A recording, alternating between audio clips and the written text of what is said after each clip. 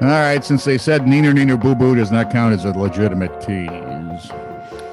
Please, but does your ugly and your mother dresses you funny count as a tease? Or is that well, just your house that was true, dude, so let's not get personal. Fine. And your mom looked at me and goes, hey, I didn't dress him. Please like, subscribe, and or follow TiTR, please. Then tell your friends they can catch us on Apple products. Apple products?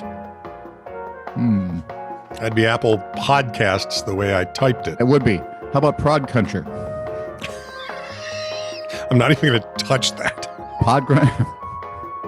Boy, that could go several ways. Pod Cruncher, Podcast Addict, and Aghast. I mean, a cast. Well, listening to this could be aghast. How's that for a short tease? And no, we don't actually have people at the home watching us regularly. That's why we're here. This is what happens when there's no adult supervision. Right on, right on, right on. This is True, Really News with Scott Combs and Tony Vercanis. All the news you're about to hear is true, as far as you know. TiTR Wayback Machine. Oh, goody. December 1966. Reverend Dennis McDonald was visiting residents of East Moss Point, Mississippi to invite them to his church. Nice. And that used to be a thing. My dad was a minister. Oh, yeah. And he was sent out to canvass the neighborhood. They would do the door-to-door things and they'd bring pamphlet to hang out. Yeah, please come see us. We're Methodist, so we're innocuous. We're never going to ask you to do anything hard. At one residence, he encountered Mrs. Pendergrass sunbathing nude in her yard.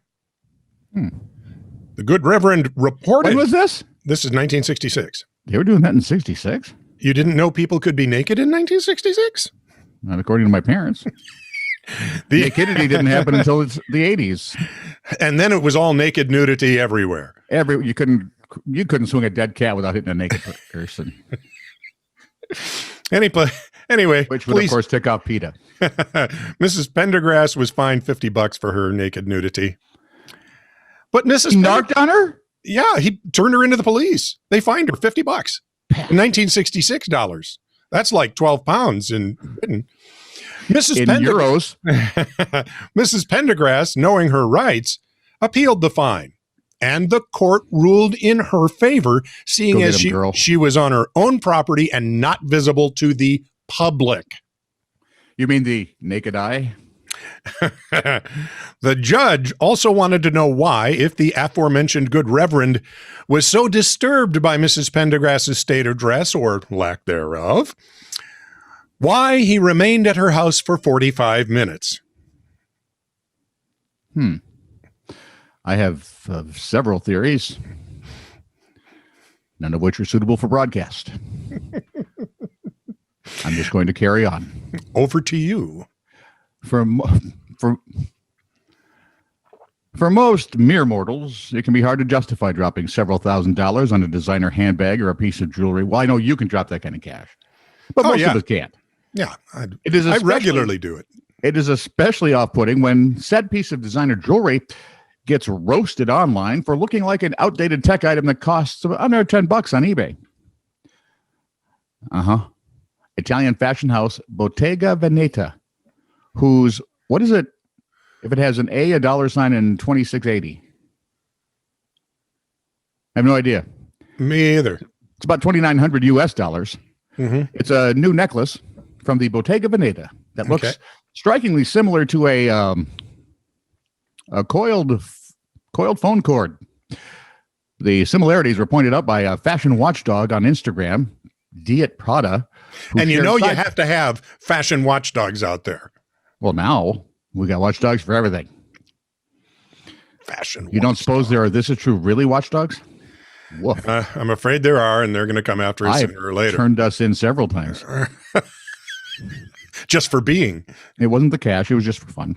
Diet Prada. Anyway, they shared side-by-side shots of the necklace and a pack of $6.40 telephone cords. And my goodness gracious, they looked a lot alike.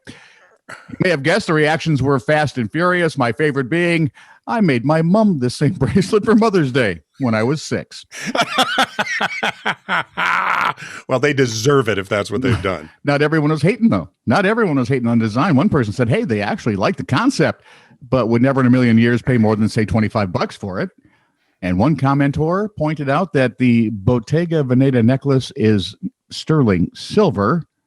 Not that that's worth $2,000, but definitely more than $5. And the other is, of course, a literal telephone cord. Thanks for pointing that out. Now I can see why you would spend $2,600. Yeah, if it's silver.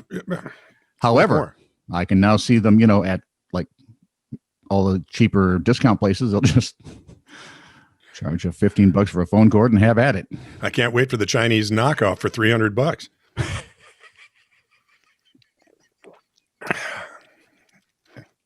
Medical charts. Yes. It will surprise no one that occasionally things go awry with medical charts. No. Mostly because of the human interaction with them. There's the probe. Yep. Patient has chest pain if she lies on her left side for over a year. Healthy appearing, decrepit 69-year-old male, mentally alert but forgetful. Wow, that could be me. That could be both of us. What? Who are you? How did I get here? That never gets old. It's reached icon status now. I absolutely, it was one of the funniest things I ever heard Imus do. Anyway. Mostly because when you looked at him doing it you could believe it. Yeah, you could. I mean, he was 140 years old when he said it and lived another 75,000 years. She is numb from her toes down.